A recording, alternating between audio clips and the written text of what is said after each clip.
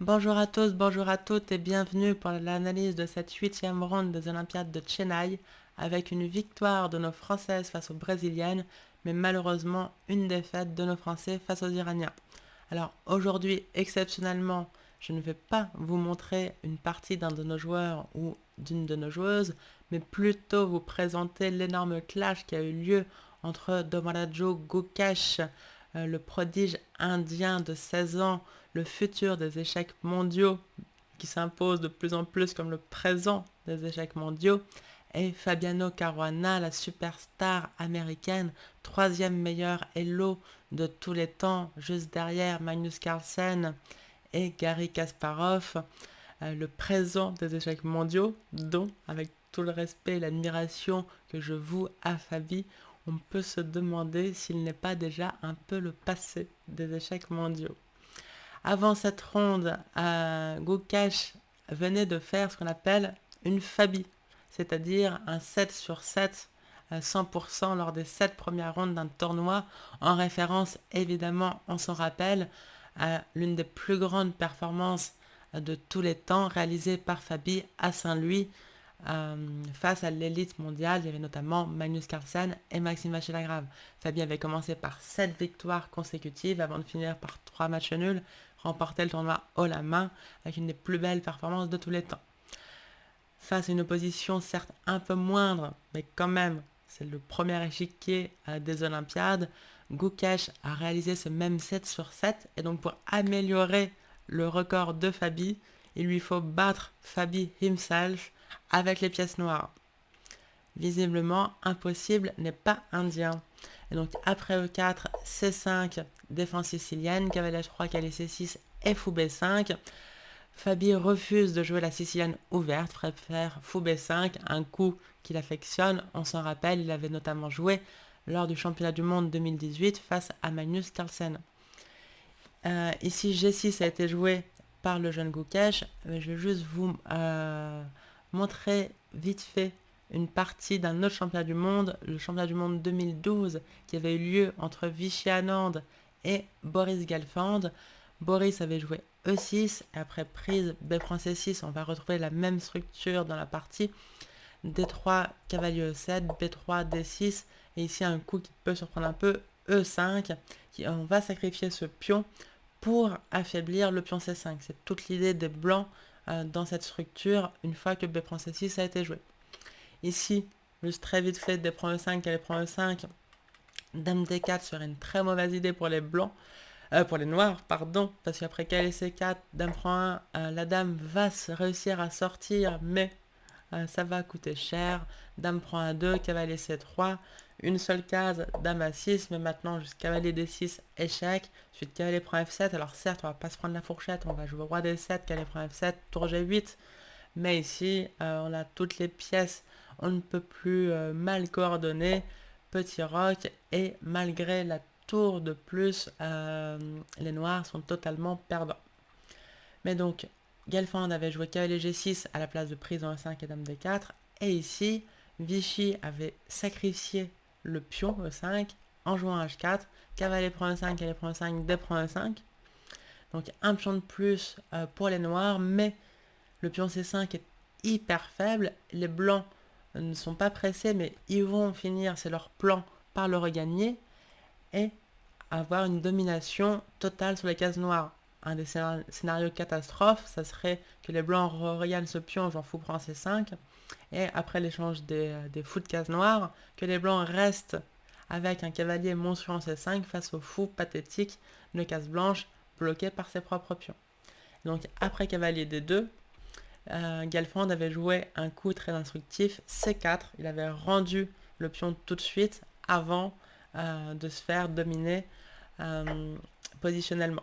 Et donc il y avait eu un match nul en quelques coups dans cette position. Faut prendre 7, proposition nulle, acceptée. Ok, petite histoire terminée. On retourne à la partie de Fabi contre Domarajo et G6 a été joué. Roc, fou G7, fou prend C6 maintenant, donc D prend C6 est le coup le plus joué, mais B prend C6 c'est jouable aussi. Donc il faut faire attention. Dans ce combat fou de cavalier contre 2 fous cavaliers, les blancs ont 3 pièces mineures qui peuvent jouer sur les cases noires. Les cases noires, c'est notamment la couleur de case sur laquelle se trouve le pion C5, très faible, notamment parce qu'en cas de protection par D6, les blancs vont pouvoir challenger la défense du pion C5, le pion D6, par E5. Donc les blancs vont essayer de jouer sur case noire, et il faut vraiment faire attention à ne pas se faire simplement dominer positionnellement avec les noirs. Surtout quand on est un jeune joueur face à maintenant un vieux routard. Alors ça fait bizarre pour moi d'appeler Fabi un vieux routard, mais face à la très jeune génération indienne, c'est ce qu'il est. Dame C7 a été joué, H3, D6, et on se rappelle le coup de Vichy Anand, E5, joué pareil là aussi en sacrifice de pion. D prend E5, D3, donc qu'a joué Gukesh, évidemment il connaît ses classiques, il va pas se laisser dominer positionnellement, il fait C4, rend le pion pour obtenir du jeu. Par exemple sur D prend C4, maintenant les noirs seraient excellemment bien, ils pourraient jouer F5, ils vont poursuivre par E4, le fou va rejouer, on peut même jouer E5 peut-être pour vraiment asseoir sa domination au centre, le fou peut venir en E6, on a un développement facile, enfin cette position ne va pas du tout. Donc après C4, Fabi s'est abstenu de prendre le pion, puis il connaissait, donc là on est dans sa prépa, cavalier C3, C prend D3, C prend D3, cette position a déjà été obtenue plusieurs fois, et notamment dans une partie de Nikolai Vityugov, le super grand maître russe, qui avait les pièces blanches. Il jouait Ousmane, un autre fort grand maître, mais pas au niveau de 1700, il a que 25-80 environ. Et on va voir cette partie. Donc les noirs ont un petit problème de développement. Sur cavalier F6, sur cavalier prend E5. Sur cavalier H6, c'est le coup de la partie. On verra qu'il y aura quand même cavalier prend E5. Et donc Ousmane avait joué fou E6. Et ici, vous allez voir la domination totale sur case noire dont je vous parlais. Alors on va passer vite fait, hein, c'est juste pour voir le jeu positionnel qui peut être déroulé par les blancs sans que les noirs n'aient jamais l'ombre d'un contre-jeu. Donc cavalier F6 fait bien se développer, cavalier prend E5 du coup rétablit l'égalité matérielle. Et on peut se dire, là, tout va bien pour les noirs qui ont la paire de fous. Mais c'est un peu le problème de la paire de fous, c'est qu'on a un fou de case blanche, un fou de case noire. Et donc du coup, si tout le combat se déroule sur les cases noires, notamment sur les cases E5 et C5, eh bien on a une pièce qui ne peut pas participer à ce combat. Tour C8, fou F4, dame E7, dame A3, donc on voit les pièces qui commencent à converger vers les cases noires. Cavalier A4 se dirige vers la case C5, bien évidemment, dame B5, elle est C5, fou D5, tour C1. Tout ce jeu vraiment sur case noire, donc là le fou se dirige vers A5 pour chasser la tour. Les pièces noires sont un peu spectatrices, le pion vient en D4. Là aussi, il faut renforcer le contrôle des cases noires, retenez cette poussée D4, on va la voir dans la partie, on aura exactement la même structure de pion. Tour D8, tour C2, bon je fais passer, il y a un échange, mais du coup, des fous de couleur opposée, certes, mais ça change, ça n'améliore pas le contrôle des cases noires. Et maintenant, l'aile roi est faible aussi. Et les pièces commencent à rentrer sur les cases noires de l'aile roi.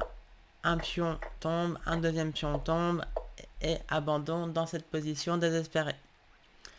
Donc voilà, c'était vraiment une domination positionnelle totale des blancs de Vityugov, et les noirs n'ont pas eu le début d'un contre-jeu. Donc après c'est prend D3, Gukesh ne veut pas subir le même sort et joue cavalier H6. Du coup cavalier prend E5, rétablit l'égalité matérielle, parce que évidemment en cas de capture, il y aurait fou prend H6, qui sera assez problématique. Maintenant le roi reste au centre, c'est catastrophique. Donc cavalier F5 a été joué. On voit que le cavalier sur case blanche du coup contrôle un peu les cases noires d'ailleurs. Donc il se laisse pas faire sur ce combat. Fou F4, ça rappelle la partie qu'on vient de voir. Dame B7 là aussi. Cavalier A4. Ben voilà, tout le jeu a l'air de se dérouler de manière similaire. Et donc on se dit que le pauvre Gukesh va souffrir. Et la seule question c'est est-ce qu'il arrivera à égaliser un jour. Et ici une décision courageuse. Si on fait petit roc, tour C1 ou par exemple fou E6, cavalier C5, on voit les problèmes vraiment similaires. arriver. Petit roc, pareil, tour C1, et on voit tout le jeu sur case noire qui se déroule. Les noirs sont passifs, ce fou est spectateur du combat, et bah, c'est juste déplaisant. Alors c'est peut-être pas foutu, mais aucune chance de gain. Donc à la place de tout ça, Gukesh prend une décision courageuse et un peu surprenante, il joue F6. Il a besoin de pions sur case noire, quitte à enfermer temporairement son fou du fianchetto, qui on peut se dire qu'il avait quand même une belle diagonale. Il a besoin de pions sur case noire pour contester la domination des blancs. Cavalier F3. Alors E5 c'est le coup qu'on a envie de jouer, mais pas tout de suite. On a le rond au centre, on se prendrait D4. Ce serait assez problématique. On se fait ouvrir. Donc roc d'abord, menace E5, mais du coup les blancs l'empêchent par D4. Que faire bah, là aussi, une décision courageuse. G5, il pousse les pions du roc, chasse le fou, et H5, il veut s'autoriser des G4 de temps en temps. Par exemple, sur un coup comme Dame C2, il aurait joué G4. Surprise, prise, cavalier D2. À noter, on ne peut pas prendre tout de suite le pion de D4. Hein, c'est un peu le problème d'avoir joué le pion F. Ça affaiblit la position du roi. Et sur cavalier point D4, Dame C4 échec, gagne une pièce. Enfin, en tout cas, cavalier E6, tour point E6, bon, bref. Ça gagne du matériel. Donc après cavalier D2, on ne peut pas prendre tout de suite, mais par exemple Dame B5, les blancs doivent protéger le pion. Par exemple tour E4, et ici, un joli sacrifice de pion, G3. Surprise, évidemment, on reprend. On a maintenant détruit la structure de pion des blancs, et il y a même fou F5 d'ailleurs, qui gagne tout de suite du matériel. Donc F franc G3 est conseillé, mais alors le fou maintenant fait totalement pitié, et la cavalier H6 est très fort vu que ça menace fou F5, et ça menace aussi positionnellement d'installer soit le cavalier, soit le fou, a priori plutôt le cavalier, en G4, et là le fou H2 ferait pitié. Donc on voit l'idée de G5 et de H5, G4 peut vraiment arriver. Ici cavalier C5 était intéressant, avec l'idée que Dame prend B2 est possible, mais c'est vraiment très dangereux pour les noirs de s'aventurer avec cette dame un peu seule. Il y aurait Dame D3, sur Dame B5, proposition de Dame, évidemment, les blancs refusent, et il y a largement assez de compensation pour le pion. Peut-être que Fabi était réticent à sacrifier un pion, alors que il devait avoir en tête l'ambition de faire une domination à la Vityugov sans vraiment donner le moindre espoir de contre-jeu à son adversaire. Donc, il a joué tour E4 qui protège le pion D4, contrôle la case G4, donc ça sera plus difficile pour les noirs de jouer G4. Donc pour l'instant on se dirige vraiment vers ce genre de domination qu'on a vu. C'est difficile pour les noirs de se développer. Fou D7, il y aurait cavalier C5, très problématique. Gagne un tempo, le fou sera ensuite mal placé en D7, il y aurait tour C1, alors ils vont pas échanger hein, évidemment, hein, mais c'est juste l'énorme passivité pour les noirs. Il y aura peut-être du Dame B3 échec une fois que la dame est partie. Bref, ça ne va pas. Donc en prévision un peu de cavalier C5, Gukesh a joué Dame D7 avec l'idée que sur cavalier C5, le cavalier est maintenant loin de la case C3 et la dame peut venir en D5. Une très belle case. J'ai même radoté sur l'ambition des blancs de jouer sur les cases noires, là où ils ont 3 pièces mineures qui peuvent. Les noirs doivent un peu faire l'inverse, essayer de jouer sur les cases blanches. Et là notamment, on voit que la case D5 est magnifique pour la dame, elle rayonne de là, et les pièces blanches sont mal placées pour l'enchasser. Le fou H2 ne peut pas, évidemment. Le cavalier F3 est à 3 cases d'attaquer la dame, c'est loin. Le cavalier C5 a 2 cases de l'attaquer, c'est loin. Et puis du coup, s'il retourne en C3, pourquoi l'avoir mis en C5 en premier lieu? Donc cavalier C5 serait ici un peu prématuré. Fabi a joué Dame C2, avec l'idée que sur Dame D5, le cavalier est encore en A4 et non pas en C5, donc il peut venir en C3 avec gain de temps, chasser la dame de la case magnifique D5. Si elle vient par exemple en F7 ou ailleurs, les blancs poursuivent par tour 1, développement très simple pendant que les pièces noires sont encore sur la case de départ. Les blancs ont déjà une menace tactique à G4 qui chasserait le cavalier à 2F5 et on ferait suivre par tour prend E7. Et par exemple sur E6 pour que le pion ne soit plus en prise, maintenant le cavalier peut revenir en A4, venir en C5 ensuite, il n'y a plus de dame D5 et ça commence à ressembler fortement au genre de domination qu'on a vu dans la partie de Vichugov. Là, bon courage pour ne pas perdre cette position contre Fabi. Mais ici, Gukesh a trouvé un très joli plan qui me rappelle, couleur inversée, une partie de Rubinstein. Il a joué tour F7 avec l'idée de faire fou F8 ensuite, E6 un jour et de contrôler cette case C5 avec ce fou F8. Maintenant, les pions F6 et G5 contrôlent les cases noires de l'aile roi. Le fou F8 va contrôler les cases noires de l'aile dame et du centre. Et on commencera à bien contester la domination des blancs sur ces cases noires. Donc tour F7, un très joli coup positionnel. Il faut y penser. Bon, au passage, ce qui est toujours plaisant aussi, ça empêche quelques échecs qui pourraient venir de C4 ou de B3. Donc tour E1, tout à fait standard. Les pièces blanches sont quand même très harmonieusement placées. Donc pour l'instant, ça se passe très bien pour Fabi. Mais le jeune Gukesh lui donne le fil à retordre. Il ne se laisse vraiment pas faire. Fou F8, dame E2, dame D5 maintenant, cavalier C3, dame D7. Petite proposition nulle. Évidemment, avec les noirs par équipe face à un tel joueur, même si on est à 7 sur 7, on n'est pas contre faire match nul. Ici, Fabi a refusé la répétition, pas de proposition, mais il a refusé la répétition en jouant dame C4 plutôt que cavalier A4. L'ordinateur conseille un sacrifice qui fait quand même assez spéculatif.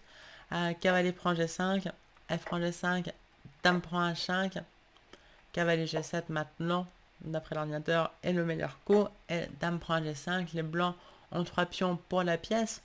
Mais bon, il n'y a pas vraiment d'attaque directe.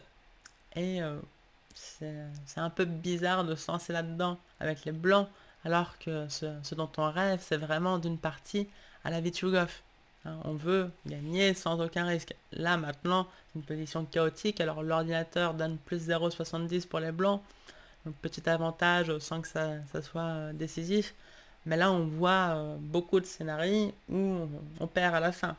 Si les noirs arrivent à bien digérer leurs pièces, malgré les 3 pions, ils vont être gagnants.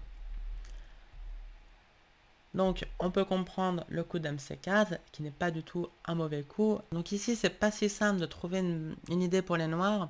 Gukesh s'est abstenu avec raison de jouer le tentant cavalier D6 qui certes force fou prend D6, dame prend D6.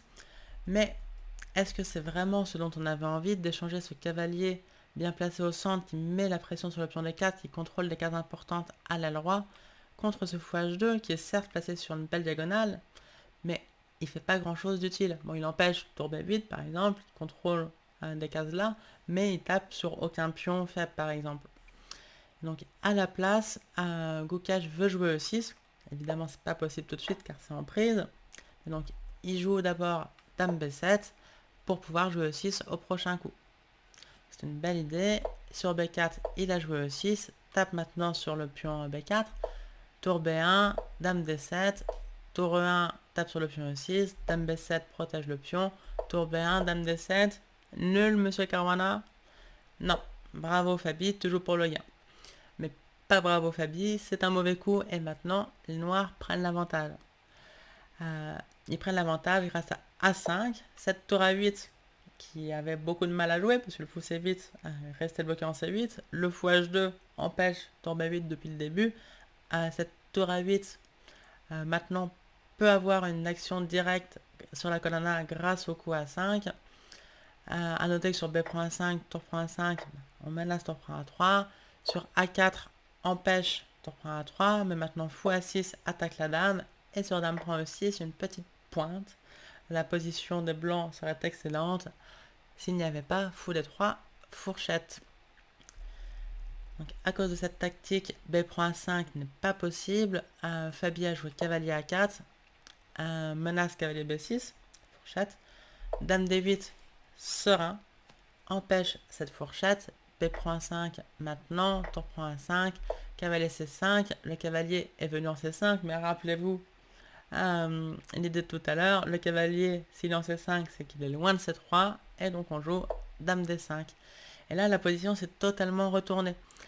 Le pion A3 est hyper faible, le pion D4 aussi, et maintenant le 2-3, ce ne sont pas les blancs qui jouent sur case noire, ce sont les noirs qui jouent sur case blanche, avec notamment cette dame D5 magnifiquement placée au centre. Sur dame prend D5, évidemment, on peut reprendre le pion C même vers le centre. Le pion E6 n'est pas vraiment faible parce que la tour est attaquée, elle va jouer, on peut jouer fou prend C5, gagner ce pion, le pion A3 sera gagné ensuite, ça fera 2 pions de plus pour les noirs, c'est totalement gagnant. Donc après dame D5, le pauvre Fabi a joué dame E2, mais tout simplement tour prend A3, déjà un pion de plus, le pion D4 est faible, tour D1, et c'est une belle décision du jeune Gukesh. Ça pourrait être tentant de jouer fou prend C5, on gagne un deuxième pion, mais ça libère les pièces blanches, ça donne des cases, la case D6, la case D8 pour la tour, et en fait ici il y aurait déjà un sacrifice qui égaliserait. C'est cavalier prend les 5, surprenant, F prend les 5, fou E5, et finalement les blancs réussissent leur attaque sur case noire, ils menacent dame prend H5, ils menacent tour D8, et l'ordi dit que c'est égal. Donc fou prend C5, gagne un deuxième pion, mais perd tout avantage. Tour A2, ça peut être tentant. Mettre cette tour sur la seconde rangée avec gain de temps, ça a l'air cool en soi. Mais dame E1, et en fait, la tour est mieux placée sur la troisième rangée parce que une des rares idées des blancs dans cette position, c'est de jouer G4. Mais du coup, la tour est très bien placée en troisième pour mettre la pression sur le cavalier F3 et sur le pion H3. Donc à la place de ces deux coups tentants mais suboptimaux, enfin carrément mauvais pour fou prend C5 et pas terrible disons pour tour A2, Gukesh a joué tour A7, G4 maintenant parce que what else, il faut tenter quelque chose dans cette position désespérée. H prend G4, H prend G4, cavalier G6, fou G3 maintenant, et ici un très joli coup, E5, met la pression sur les défenseurs du cavalier C5. Donc surprise, on prend, ça a attaqué la dame, mais on prend, non pas du fou, mais de la dame, et c'est terminé. Donc à la place, le cavalier prend E5, sacrifice désespéré, dans une position qu'il était déjà. F prend E5, tour prend E5, ça attaque quand même la dame et le pion G5. Mais ici, un très joli coup. Tu m'attaques la dame, mais je ne veux pas la bouger. Fou prend G4, contre-attaque à la place. Évidemment, les blancs ne peuvent pas se permettre d'échanger les dames. Donc, dame D2, faut la sauver, mais dame F3, met la pression sur la tour D1. Tour prend G5, tour G7. C'était échec. Tour E1 maintenant. Et ici, fou H3, menace mat. On se dit que les blancs vont abandonner, mais Fabi tente encore fou D6 avec la tour qui protège le mat. Et donc, sur tour prend G5, il y aurait dame prend G5 et la dame protège le mat et fait échec, donc ça n'irait pas. Donc fou prend D6 a été joué, tour prend G7 échec, roi prend G7, dame G5 avec échec à nouveau, roi H7, cavalier E4, tape sur le fou, menace surtout cavalier F6, échec. Mais ici, comment est-ce que vous mettez fin à cette brillante partie? Vous êtes le jeune Gukesh, vous avez 16 ans, et vous voulez faire 8 sur 8 au premier échiquier des Olympiades, améliorer le score mythique de Fabiano Caruana en le battant, qu'est-ce que vous jouez? Eh bien, il y a eu un coup de jouet, le plus beau, le plus fort, qui a forcé l'abandon de la superstar américaine. Je vous le donne pas. Si vous l'avez trouvé, bah, bravo, inscrivez-le en commentaire pour vérifier. Et j'espère que cette vidéo vous a plu. Si c'est le cas, laissez un petit like. Et si vous voulez soutenir la chaîne sur Tipeee en me laissant un tip, je vous en serai très reconnaissante. Parce que toutes ces vidéos me demandent beaucoup de travail. Je vous dis à très bientôt. Ciao!